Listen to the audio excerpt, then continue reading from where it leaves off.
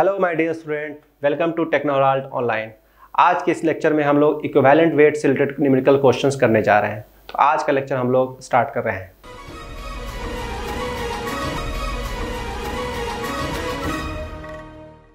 यहाँ पे हम लोगों ने देख लिया क्या, इक्विवेलेंट वेट ऑफ एसिड के बारे में। उसी तरह से अगर आपको एक क्वेश्चन और दिया जाए इस पे सिंपल सा कि आपको HNO3 का इक्विवेलेंट वेट बताना है। Equivalent weight of HNO3। चलिए इसको ट्राई कीजिए।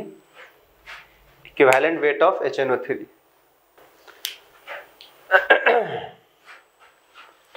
सबसे पहले क्या करेंगे? सबसे पहले करेंगे क्या है कि पहले हम पता कर लेते हैं क्या HNO3 एक एसिड है या नहीं है। अगर एसिड है तभी फॉर्मूला काम करेगा, अदरवाइज नहीं करेगा। तो आप पहचानने के लिए क्या करोगे, इसमें से देखोगे H hydrogen plus H plus बाहर निकलता है क्या? हाँ जी, निकलता तो है। अगर H प्लस रिलीज होता है इसका मतलब ये है कि ये क्या बनाता है, ये बनाता है H प्लस और NO3 माइनस। ठीक है, एक H प्लस निकाला है यानी इसकी बेसिसिटी कितनी हो जाएगी? Basicity equal to 1। चूंकि HNO3 ने केवल एक H प्लस बाहर रिलीज किया है तो इसकी बेसिसिटी हो जाएगी 1। उसके बाद इसका मॉलिक्यूलर वेट हम निकाल लेंगे। मॉलिक्यूलर वेट ये कितना हो जाएगा? हाइड्रोजन का होता है 1, नाइट्रोजन का होता है 14, ऑक्सीजन का 16। जोड़ देंगे, कितना आएगा जोड़ के? 15, 48, 63 बराबर। तो यहाँ पे इक्विवेलेंट वेट कितना हो गया? 63 डिवाइड बाय 1 यानी कि 63। That is answer. ये हो गया आपका आंसर 63। HNO3 का जो नेम है, इसका नेम है नाइट्रिक एसिड। क्या नाम है? Nitric acid. नाइट्रिक एसिड बराबर। तो आप इक्विवेलेंट वेट एसिड का ऐसे निकालोगे। क्लियर? चलो अब आता है equivalent weight of base.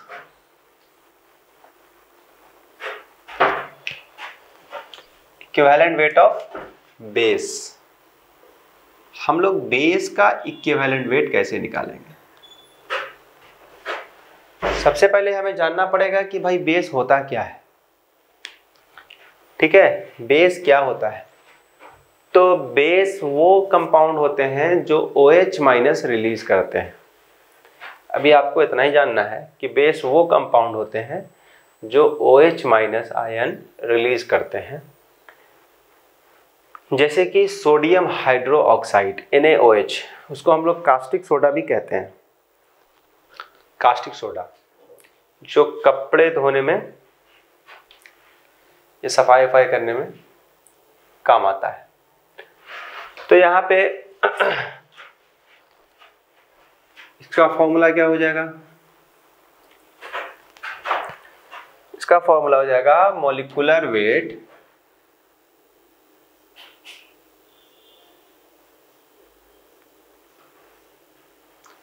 Of base. molecular weight of base upon acidity।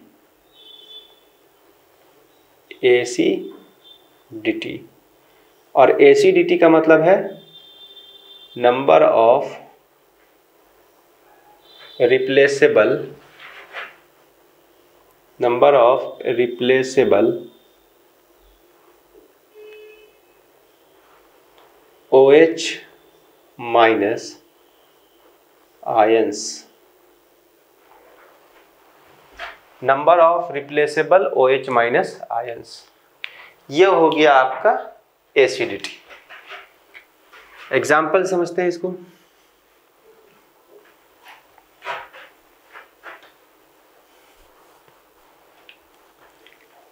देखिए, निकालना है इक्विवेलेंट वेट ऑफ NaOH। तो सबसे पहले क्या करेंगे, सोडियम हाइड्रोक्साइड का मॉलिक्यूलर वेट निकाल लेंगे। सबसे पहले हम क्या करेंगे, सोडियम हाइड्रोक्साइड का मॉलिक्यूलर वेट निकालेंगे। तो लिखेंगे molecular weight of sodium hydroxide. Sodium का एटॉमिक मास कितना होता है, 23 होता है।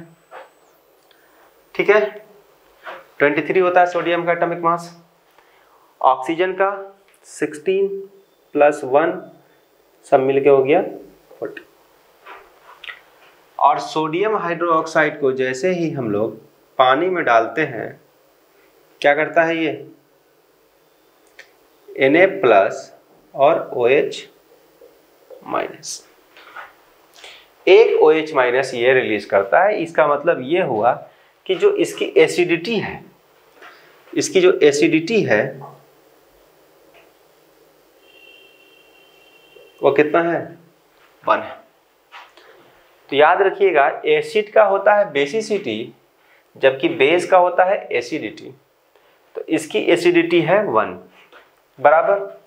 तो यहाँ पे इक्विवेलेंट वेट जो हो जाएगा वो कितना हो जाएगा, इक्विवेलेंट वेट हो जाएगा यहाँ पे 40 बाई में 1 = 40। तो अपना आंसर कितना आया, 40 आया। क्लियर है, कॉपी करो इसको आप।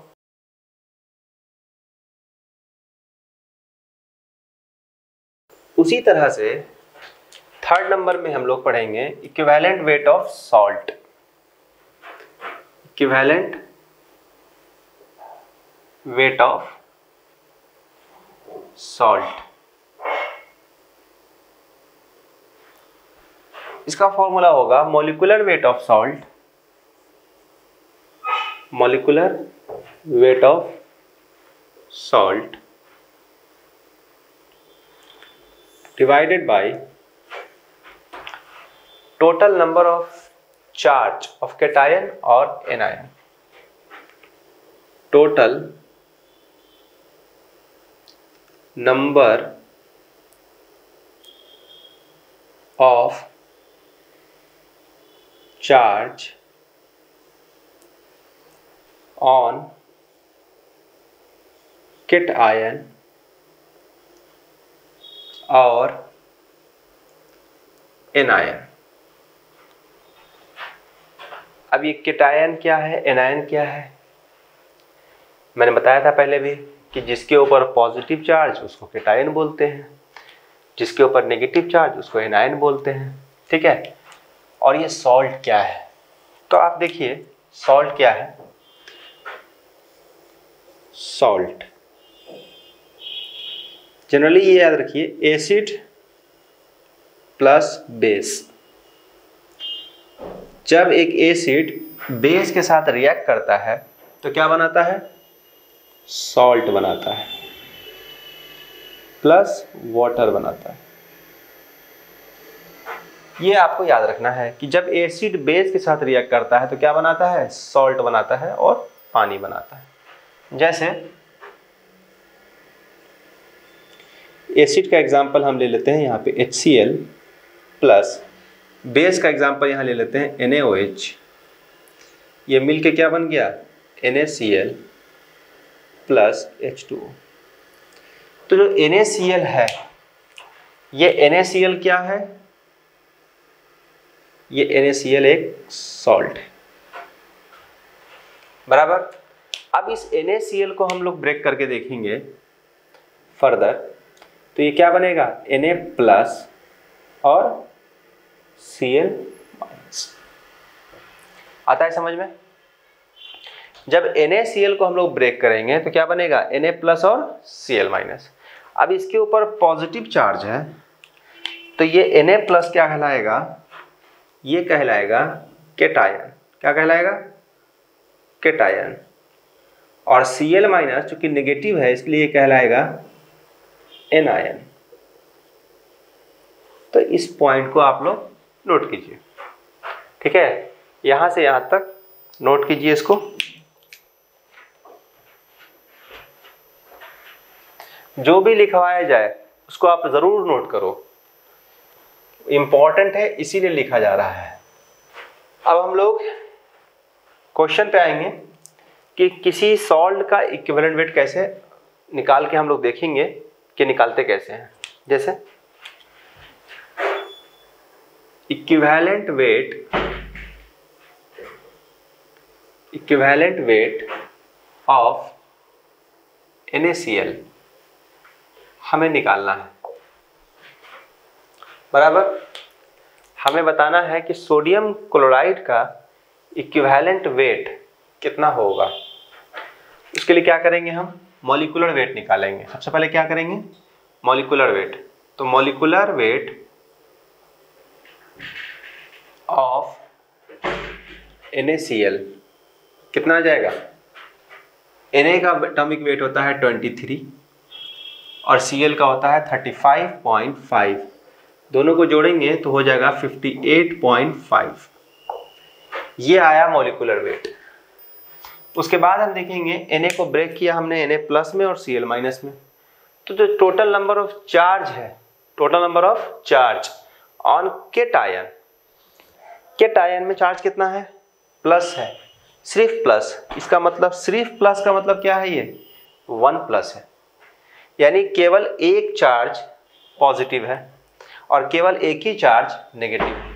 यानी जो नंबर है, total number of charge on cation वो 1 है, या total number of charge on anion वो भी 1 है। दोनों पे 1 ही 1 चार्ज है, बराबर। तो यहाँ पे चार्ज कितना हो गया, चार्ज ऑन केटायन और एनायन इज इक्वल टू 1, बराबर। तो यहां पे हम क्या कर देंगे, सिंपल इक्विवेलेंट वेट निकालना है। इक्विवेलेंट वेट किसका, सोडियम क्लोराइड का कितना हो जाएगा, 58.5 डिवाइडेड बाई 1 इक्वल टू 58.5। तो हमारा जो इक्विवेलेंट वेट का जो आंसर आया वो कितना आया, 58.5 आया। ये अपना आंसर, कॉपी करो इसको।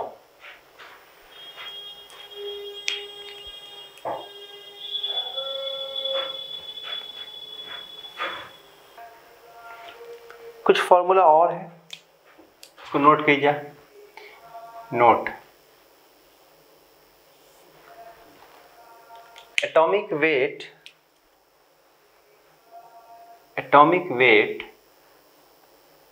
Equal to equivalent weight into valency.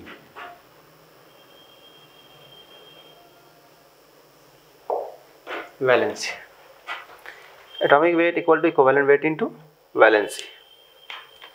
और ये तो पहला हो गया। दूसरा है approx atomic weight equal to 6.4 upon specific heat.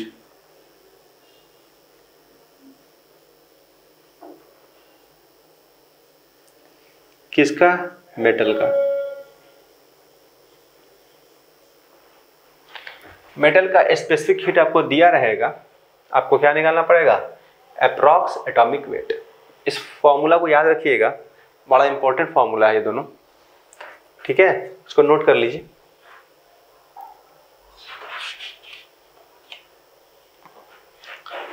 और तीसरा में है कि ग्राम इक्विवेलेंट वेट, ग्राम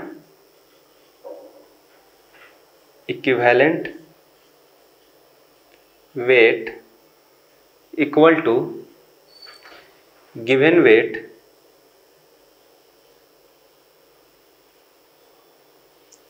अपॉन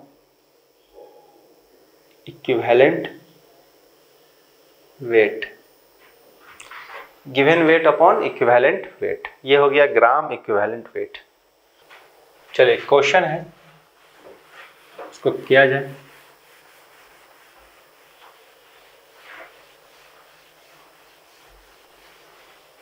क्वेश्चन क्या है, क्वेश्चन है कि in a metal oxide,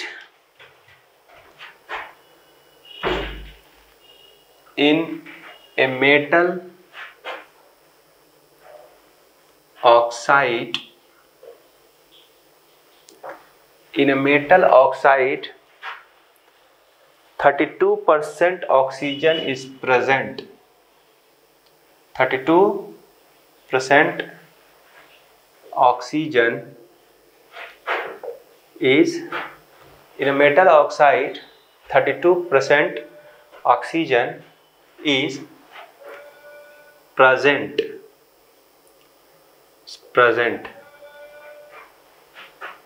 what is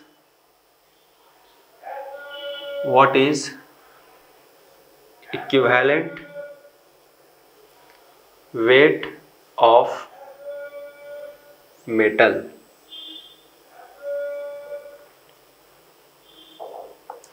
चलिए इसको कर देखिए, एक बार ट्राई कीजिए।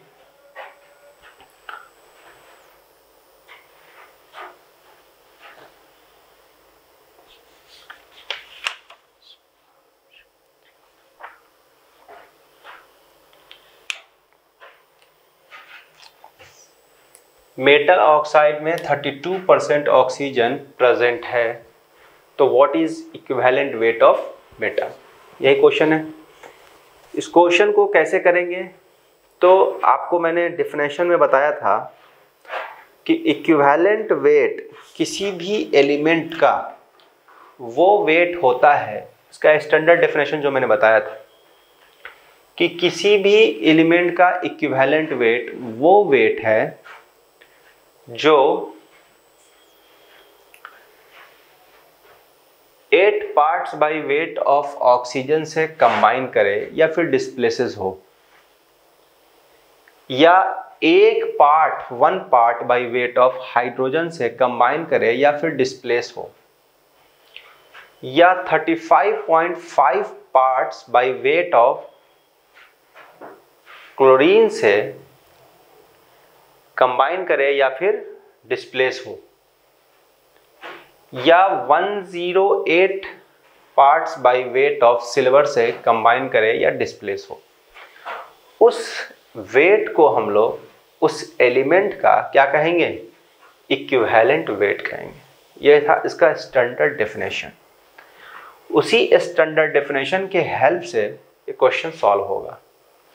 कहता है in a metal oxide 32% oxygen is present. एक मेटल ऑक्साइड है जिसमें 32% ऑक्सीजन प्रेजेंट है, तो आपको बताना है कि उसका इक्विवेलेंट वेट उस मेटल का कितना होगा। What is equivalent weight of metal.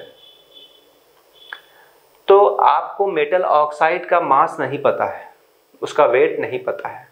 मैं हमेशा मास बोलूँगा, वेट बोलूँगा, आप कंफ्यूज मत होइएगा, क्योंकि एटॉमिक केमिस्ट्री में मास वेट सब सेम। क्लियर। तो मेटल ऑक्साइड का यहाँ पे मास नहीं दिया हुआ है, तो चूंकि परसेंटेज में क्वेश्चन है और जब भी परसेंटेज में क्वेश्चन रहता है तो इसके लिए हम लोग ये ट्रिक लगाते हैं कि मेटल ऑक्साइड का मास हम 100 ग्राम या 100 मान लेंगे, सिंपल 100।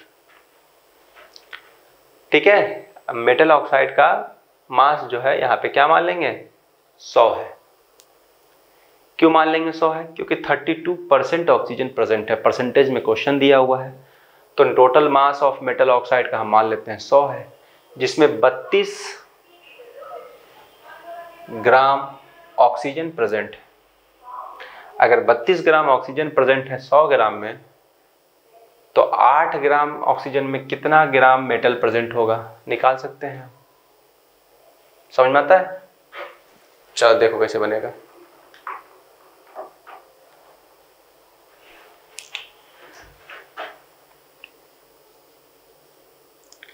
Let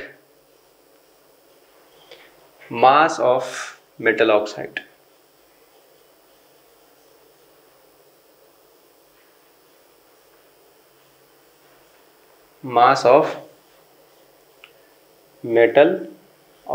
equal to 100। हमने मान लिया मास कितना है मेटल ऑक्साइड का, 100 है। और क्वेश्चन में दिया हुआ है according to question mass of oxygen कितना है, मास of oxygen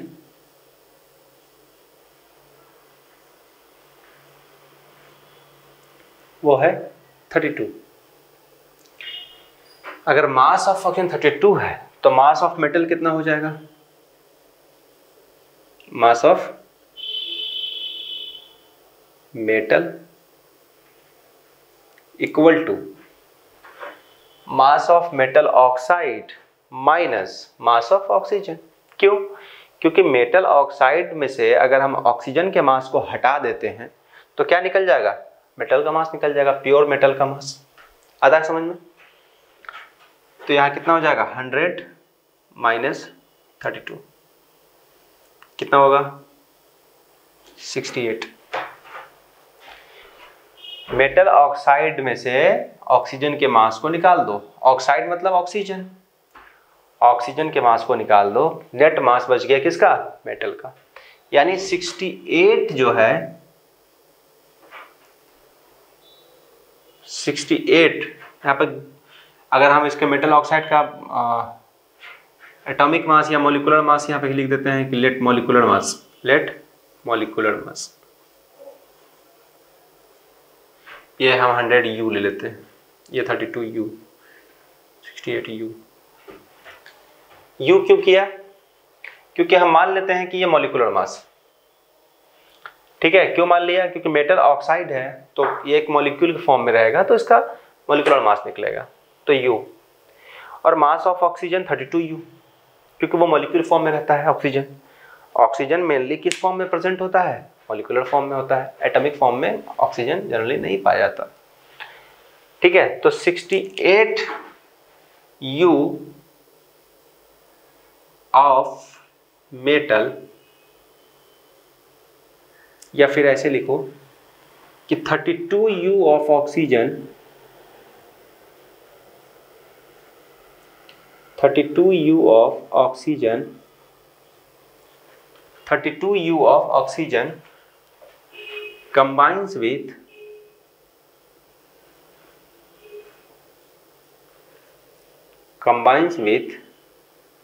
68 U of metal. लिख सकते हैं, हम कह रहे हैं कि 32 U ऑफ ऑक्सीजन कंबाइन कर रहा है कितना से, 68 U ऑफ मेटल से। क्लियर है?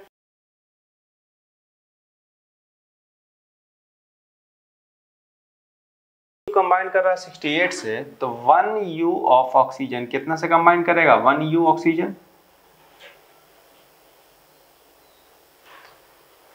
68 अपॉन 32 से करेगा, 68 U 32 U, U से U कैंसिल हो गया,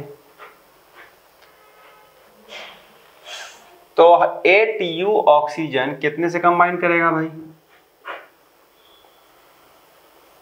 68 अपॉन 32 इंटू 8, 8 4 जा 32, 17 से करेगा। तो तो इक्विवेलेंट वेट ऑफ मेटल कितना हो गया? वेट ऑफ मेटल 17 हो गया।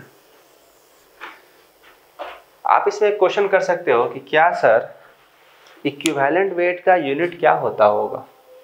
तो आपको जैसा पता चल रहा है ये U से U कैंसिल हो जा रहा है, तो इसका यूनिट कुछ होगा क्या? यानी इक्विवेलेंट वेट का कोई भी यूनिट नहीं होता है, ये यूनिट लेस क्वांटिटी। क्यों? क्योंकि ये रेशियो में आ रहा है। देखो U कैंसिल हो जा रहा है, काम खत्म हो रहा है यहाँ पे, तो यहाँ पे कोई यूनिट नहीं होगा। यानी हम नेट कहेंगे कि इक्विवेलेंट वेट ऑफ मेटल कितना है? 17। आई होप ये बात समझ में आ गई होगी आपको, क्लियर है? चलिए कॉपी कीजिए इसको। अभी यहाँ तक तो हो गया, ठीक है। अब हम देखेंगे कि जो हमने डेफिनेशन बताया था आपको कि इक्विवेलेंट वेट किसी भी एलिमेंट का वो वेट होता है जो 8 parts bye weight of oxygen से कंबाइन या डिस्प्लेस करे। अब उसी वेट को हम कन्वर्ट कर दें वॉल्यूम में, तो क्या लिख सकते हैं कि इक्विवेलेंट वेट किसी एलिमेंट का वो वेट होता है जो कि कंबाइन करे किससे? 8 पार्ट। 8 पार्ट मतलब 8 पार्ट का मतलब 8 पार्ट O2 का मतलब क्या हुआ? ऑक्सीजन किस फॉर्म में प्रेजेंट होगा? O2 के फॉर्म में प्रेजेंट होगा। तो 8 पार्ट O2 का मतलब क्या हो गया? कितना volume? How much volume? How much volume? कितना वॉल्यूम होगा इसका, ये पता करना पड़ेगा। तो 8 पार्ट का मतलब कि मान लो कि 8 ग्राम की बात हो रही है, तो 32 ग्राम 16 इंटू 2 32 ग्राम इक्वल टू 1 मोल। तो 1 मोल इक्वल टू 22.4 लीटर, या 32 ग्राम इक्वल टू 1 मोल। तो 8 ग्राम इक्वल टू कितना मोल? यानी ये कितना मोल है? ये है 1/4 मोल। यानी इसको ऐसे भी बोला जा सकता है कि 8 पार्ट ना होकर 1/4 मोल ऑफ ऑक्सीजन। अब 1/4 मोल ऑफ ऑक्सीजन का वॉल्यूम कितना होगा? 1 मोल ऑक्सीजन का वॉल्यूम कितना होता है? 22.4 लीटर होता है। तो 1/4 मोल 4 मोल का वॉल्यूम कितना होगा? 22.4 इंटू 1/4 यानी 5.6 लीटर एट NTP या STP। ठीक है, ऐसे लिख सकते हैं।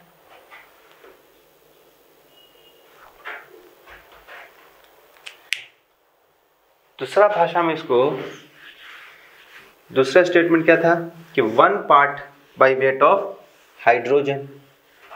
1 part by weight of hydrogen यानी क्या कह रहा था ये कि 1 part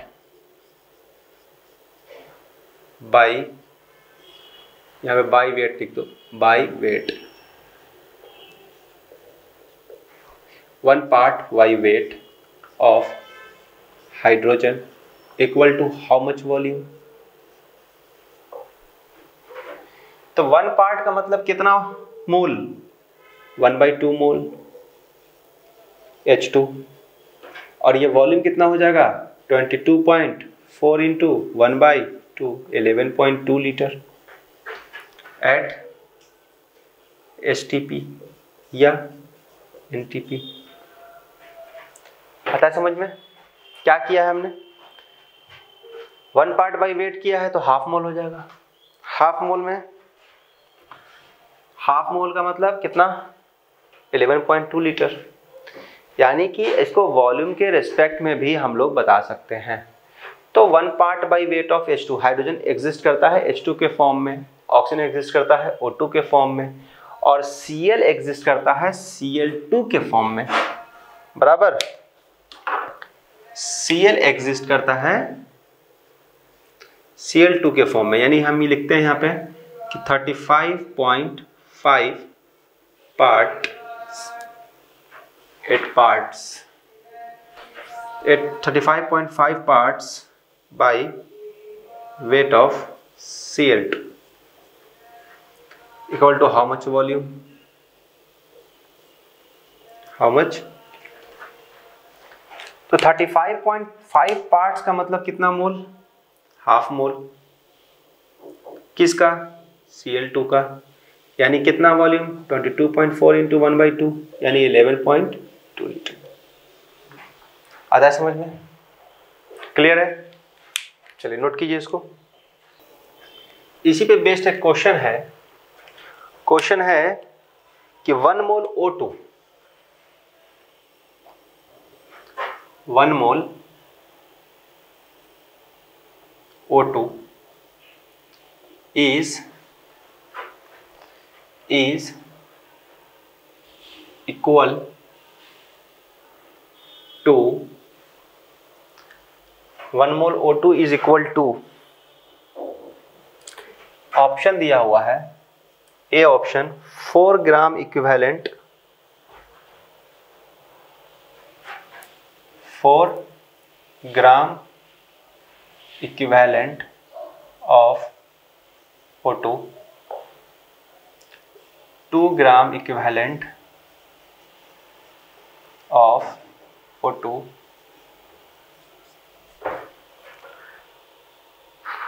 32 gram equivalent of O2,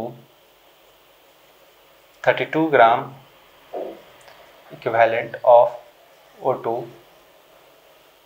और डी में है 8 ग्राम equivalent of O2, 8 gram equivalent of. 4 option दिया हुआ है जिसमें से एक ऑप्शन सही है। इसको क्वेश्चन को नोट करो और कोशिश करो आप किसको बना सकें। क्या कहता है, 1 मोल O2 इक्वल होगा किसके, 4 ग्राम इक्विवेलेंट ऑफ O2 के, या फिर 2 ग्राम इक्विवेलेंट ऑफ O2 के, या फिर 32 ग्राम इक्विवेलेंट ऑफ O2 के, या फिर 8 ग्राम इक्विवेलेंट ऑफ O2। आता है समझ में, हो गया। तो इसका जवाब यहीं पे लिखा हुआ है। देखिए मैंने लिखा है कि 1/4 मोल, 1/4 मोल का मतलब 8 parts by wait.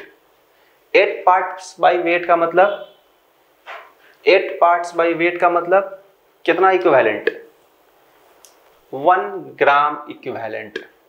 8 parts by wait का मतलब 1 ग्राम इक्विवेलेंट, यानी कि 8 पार्ट्स बाई वेट, यहाँ पे इसका मतलब क्या हो जाएगा, 1 ग्राम इक्विवेलेंट।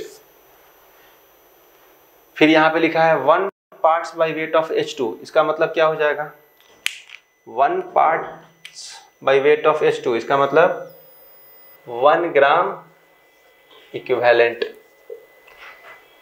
यहाँ 35.5 पार्ट्स बाई वेट, इसका मतलब 1 ग्राम इक्विवेलेंट। इसका मतलब क्या हुआ कि डेफिनेशन क्या कहता है कि 8 पार्ट्स बाई वेट जितना से कंबाइन करे वो एलिमेंट का इक्विवेलेंट वेट है। क्लियर है।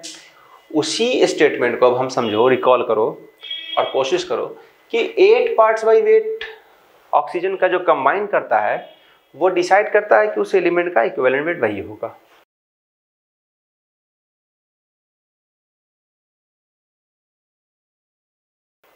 यानी कि 8 parts by weight of oxygen 1 gram equivalent के बराबर है। उसी तरह से 1 part by wait of hydrogen वो बराबर है 1 ग्राम इक्विवेलेंट के। सॉरी,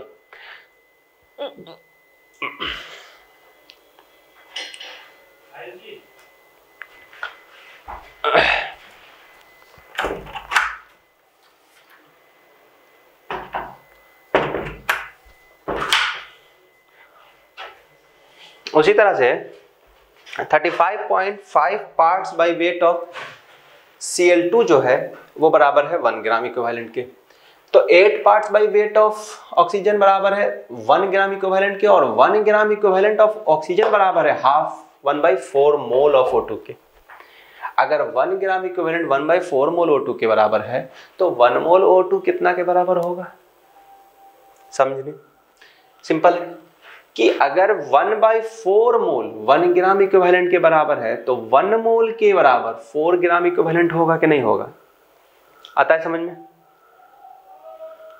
नहीं आता? चलो ठीक है, देखो हम यहाँ से लिखेंगे कि 1 gram equivalent of oxygen equal to 1/4 mole equal to 5.6 litre. ठीक है, पहला पॉइंट लिखा गया। या फिर इसको हम लिख सकते हैं, कितना हो गया? 5.6 लीटर। उसी तरह से हम लिख सकते हैं कि 1 gram equivalent of H2 equal to 1/2 mole equal to 11.2 litre. उसी तरह से लिखा सकता है कि 1 gram equivalent of Cl2 equal to 1/2 mole equal to 11.2 litre. तो 1 ग्राम इक्विवेलेंट ऑक्सीजन का बराबर है 1/4 मोल के। तो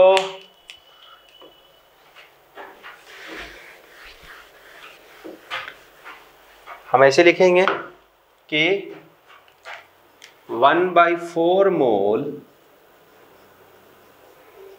बराबर है 1 ग्राम इक्विवेलेंट ऑफ ऑक्सीजन के। 1 ग्राम इक्विवेलेंट ऑफ ऑक्सीजन के। तो 1 मोल बराबर होगा 4 ग्राम इक्विवेलेंट ऑफ ऑक्सीजन के बराबर। यानी यहां से हमारा आंसर आ गया कितना? 4 ग्राम इक्विवेलेंट। क्लियर है? चलिए कॉपी कीजिए इसको। तो ओवरऑल आपका इक्विवेलेंट वेट का कॉन्सेप्ट आई होप कि क्लियर हो गया होगा। ठीक है, कॉपी कर लीजिए इसको।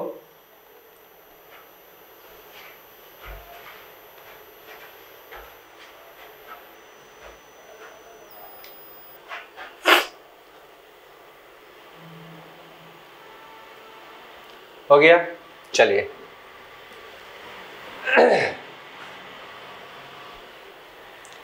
अब नेक्स्ट हेडिंग है laws of chemical combination. Laws of chemical combination. Next heading है लॉज ऑफ केमिकल कॉम्बिनेशन।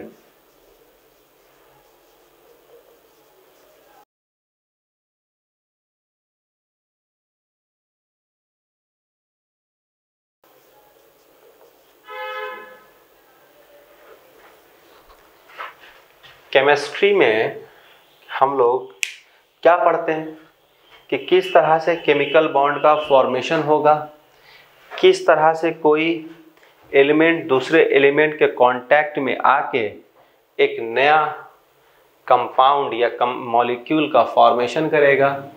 पुराने बॉन्ड ब्रेक होंगे, नए बॉन्ड एग्जिस्ट होंगे।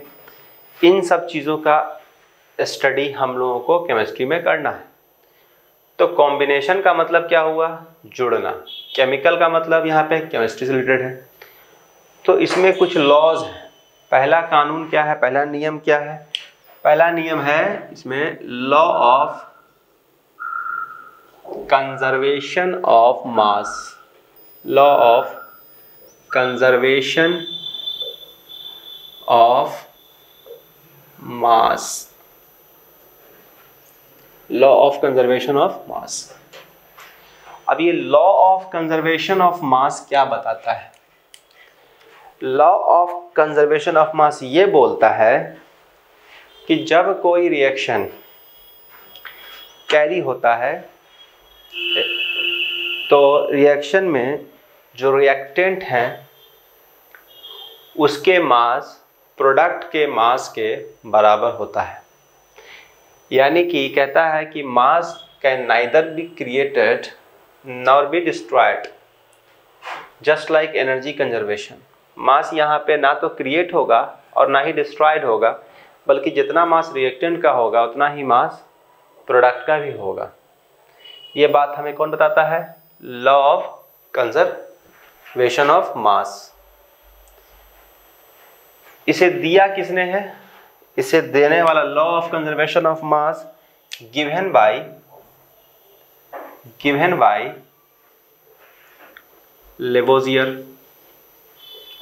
लेवोजियर। इसे लेवोजियर ने दिया है, ओके। और इसे टेस्टेड किया है, टेस्टेड बाय लैंडोल्ट, टेस्टेड बाय लैंडोल्ट। इसे टेस्ट किया है लैंडोल्ट ने और दिया है लेवोजियर ने।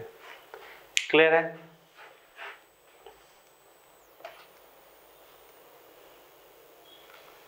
तो इसको लिखिए। क्या इसको लिखेंगे कि according to, write down, according to law of conservation of mass, according to law of conservation of mass, mass can neither be created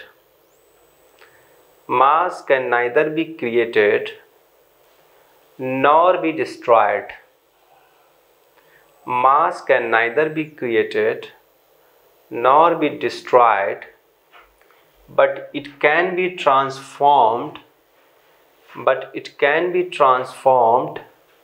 from one form into another, from one form into another, one form into another.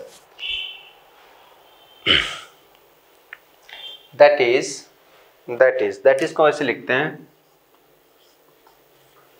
that is total mass of reactant should be equal to total mass of product. Total mass of product हो गया। चलो देखो example से समझो। इसका example है, example H2 gas, Cl2 gas, और यहाँ पे हम लिख देते हैं HCl। तो सबसे पहले देखना है कि रिएक्शन बैलेंस है कि नहीं है। तो रिएक्शन तो बैलेंस नहीं है, इसको बैलेंस कर लेते हैं, 2HCl। ठीक है। तो according to equation we can say that कि 1 mole of hydrogen gas reacts with या combines with 1 mole of chlorine gas. 1 mole hydrogen 1 mole chlorine के साथ रिएक्ट करता है and produces 2 moles of hydrochloric acid HCl। तो 1 mole hydrogen gas का मास कितना हो जाएगा? 1 मोल इक्वल टू 2 ग्राम लिख सकते हैं। और 1 मोल Cl2 का मास कितना हो जाएगा? 1 मोल इक्वल टू 35.5 होता है Cl का मास। तो Cl2 का मास कितना हो जाएगा? 35.5 इंटू 2 इक्वल टू 71 ग्राम। ठीक है। और HCl हाइड्रोक्लोरिक एसिड का मास कितना हो जाता है? हाइड्रोजन का 1 और Cl का 35.5, तो 1 प्लस 35.5 36.5, तो ये कितना हो जाएगा? 2 इंटू 36.5 इक्वल टू 73 ग्राम। अब अगर हम रिएक्टेंट साइड के मास को ऐड ऑन करें तो 71 प्लस 2, या फिर ऐसे लिख देते हैं 2 प्लस 71 ताकि आपको समझ में आसानी हो। 2 plus 71 equal to 73, 73 equal to 73। यानी जितना मास रिएक्टेंट का है उतना ही मास प्रोडक्ट का है। यहाँ पे क्या कहेंगे हम कि mass of reactants total mass of reactant sides is equal to total mass in product side कहेंगे। क्लियर है? जितना मास रिएक्टेंट साइड का होगा उतना ही मास किधर होगा, प्रोडक्ट साइड में। चलिए इसको कॉपी करिए, इसमें एक नोट लिख लो। Note, total mass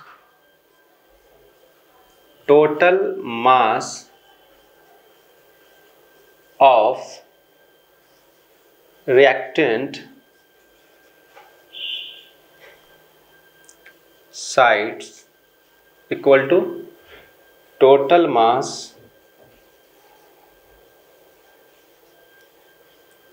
of product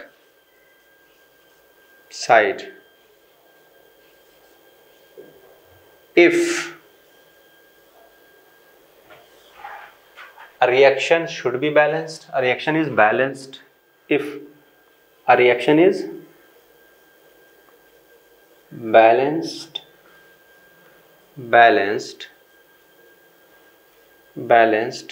and all the reactants are consumed completely and all the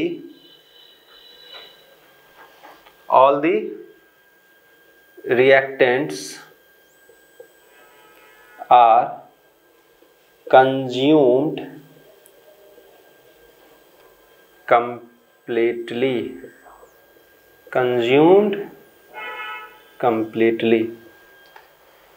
अगर टोटल रिएक्टेंट कंज्यूम नहीं करेगा तो फिर इसमें कुछ अलग मोल्ड करना पड़ेगा।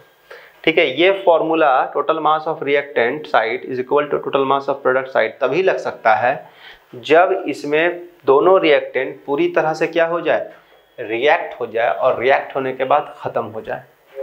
जैसे एक कंटेनर ले लेते हैं, इसमें हमने H2 ले लिया और Cl2 ले लिया और इसको हमने क्लोज कर दिया, इस वेसल को हमने क्या कर दिया, क्लोज कर दिया।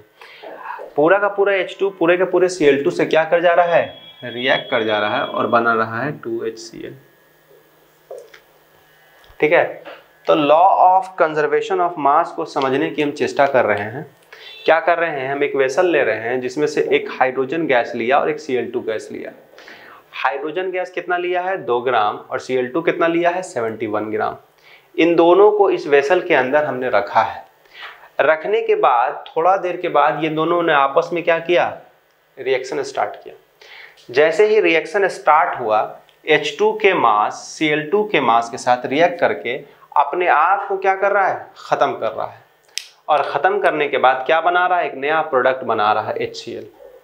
क्योंकि केमिकल रिएक्शन हमेशा, केमिकल रिएक्शन का डेफिनेशन आपको पता होना चाहिए कि केमिकल रिएक्शन या केमिकल चेंज उसको कहते हैं जिसमें रिएक्टेंट से मिलके एक ऐसा प्रोडक्ट बने जो पूरी तरह से रिएक्टेंट से डिफरेंट हो, जो पूरी तरह से क्या हो, रिएक्टेंट से डिफरेंट हो। सपोज अगर आपसे कोई पूछे कि आप ये बताइए कि जो बर्फ का पिघलना है यानी मेल्टिंग ऑफ आइस, वो मेल्टिंग ऑफ आइस क्या केमिकल रिएक्शन है? नहीं है। क्यों नहीं है? क्योंकि आइस पहले भी H2O था, पिघलने के बाद भी H2O ही है।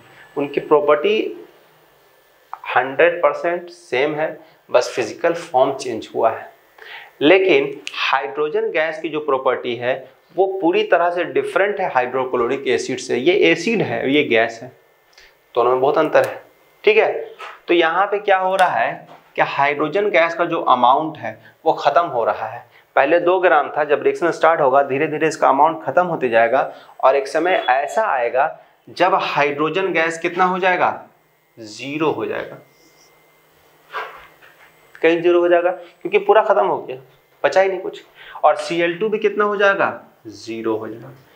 जब ये 0 ग्राम हो जाएगा, जब ये 0 ग्राम हो जाएगा दोनों, तो इसका मतलब ये हुआ कि रिएक्टेंट्स आर कंज्यूम्ड कंप्लीटली।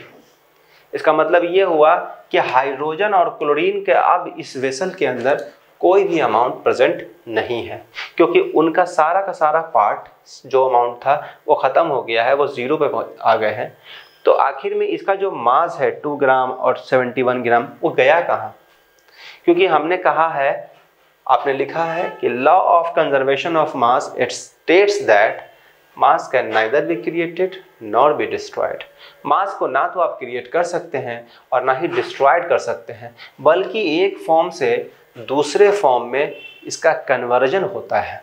तो इसका मतलब ये हुआ कि हाइड्रोजन के मास को डिस्ट्रॉयड तो नहीं कर सकते हैं, इसका मतलब इसको हम कन्वर्ट कर सकते हैं। तो कन्वर्ट किस में हुआ? ये HCl में हुआ। और कितना हुआ? इसका 2 ग्राम और इसका 71 ग्राम, कितना हुआ? 73 ग्राम। तो टोटल मास रिएक्टेंट का तो खत्म हो गया, लेकिन यही रिएक्टेंट का मास कन्वर्ट हो गया किस में? प्रोडक्ट में। तो आफ्टर ऑल जब रिएक्शन को हम एनालिसिस करेंगे तो देखेंगे कि जितना वेसल में पहले मास था 73 ग्राम, उतना अब भी है। पहले भी 73 था, अब भी 73 है। फर्क बस इतना आया है कि पहले हाइड्रोजन और Cl2 था, लेकिन अब उसमें क्या है? हाइड्रोक्लोरिक एसिड है। अब उसमें HCl है। बस ये फर्क आया। आई होप मेरी बात समझ में आई होगी आपको। ठीक है, चलिए इसको कॉपी कीजिए। ओके।